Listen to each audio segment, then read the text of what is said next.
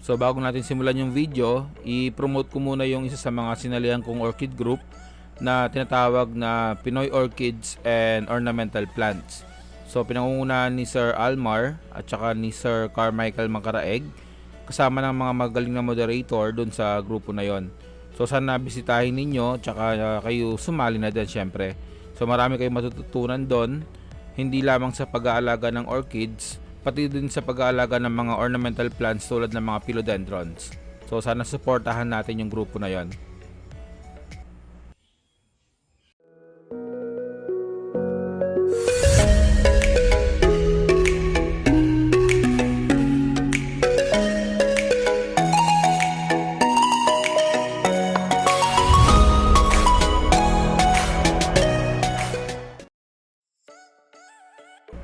Sa buwan ng Agosto, karamihan nagsisimula yung mga flower spike o pagkakaroon ng bulaklak ng mga waling-waling.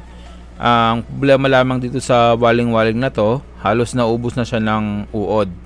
Kasi dito sa probinsya namin, sa buwan ng Agosto din karamihan nagsisimula yung mga uod na dumarating. Pero pasalamat na din ako, ito lang yung medyo na-damage sa mga halaman. Dati kasi nung nakarang taon, halos buong halaman ko na may bulaklak nakakain ng mga uod. Meron kasi akong ginawa na paraan para medyo mabawasan yung pagpunta ng mga uod dito sa pinaka main garden o sa lalo na sa mga merong mga bulaklak na orchids. So i-share ko ngayon sa inyo kung ano yung ginawa ko na yon. So ito yung ginawa ko na paraan para medyo mabawasan yung pagkakain ng mga uod sa pinaka main garden ko sa mga halaman ko na may bulaklak na orchids. So nakikita nyo ngayon, hindi po yan na Monstera aurea, isa lang po siyang golden pothos. So napansin ko kasi na medyo paborito din ng mga uod na kinakain yung golden pothos dahil malambot yung kanyang mga dahon. So parang ginawa ko dito para siya naging decoy plant na uubusin ng mga uod bago sila mapunta dun sa pinaka main garden. So bali mangyayari, makikita ko na sila agad dito lahat para ma-sprayan. So meron mga makakaligtas na mailan, pero hindi na ganun kadami yung napupunta dun na kakain dun sa pinaka orchids ko dun sa gilid. So hindi lang dito yung nilagyan ko ng golden pothos, naglagay din ako dun sa bandang kabila o sa pinaka side o sa lahat ng side ng garden. So karamihan yun yung mga nauubos na mga dahon. Hindi naman sa hindi ko pinapahalagaan yung golden pothos, pero kung titingnan natin kasi madaling alagaan ng golden pothos tsaka maparami. Kaya para sa akin okay lang na medyo maganito yung mga dahon niya na para siyang naging na Monstera aurea. Puntahan naman natin ngayon yung sa kabila na ganito din, pero hindi na masyadong kinain ng mga uod kasi nga halos ito na yung naubos nila. Tapos noon, na-sprayan ko na sila dito sa mismong lugar na to. So ito yung ibang side ng garden na meron ding golden pothos. So tingnan nyo kung gaano kalalaki yung mga dahon nila tsaka kagaganda. So lumalaki yung mga golden pothos na ganyan, lalo na kapag nakadikit sila sa pader o kaya sa mga pinakapuno.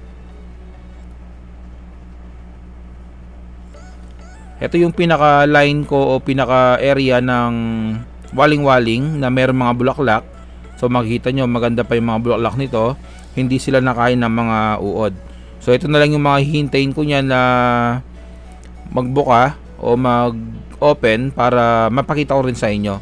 Kasi meron rin mga video na nagre-request about update sa mga waling-waling. So makikita ninyo medyo leggy yung mga waling-waling ko na halos wala silang dahon sa pinakababa. Kasi nga lagi ring sinasabi ko, hindi mahiling mag-ugat kasi yung mga waling-waling na tulad ng mga strap vanda. So ang ginagawa ng mga waling-waling, inuubos nila halos yung mga dahon nila sa pinakaibaba. So normal yon, huwag kayong magugulat o mababahala kapag merong mga waling-waling na medyo leggy sila o matataas sila na halos nasa taas lang yung kanilang mga dahon.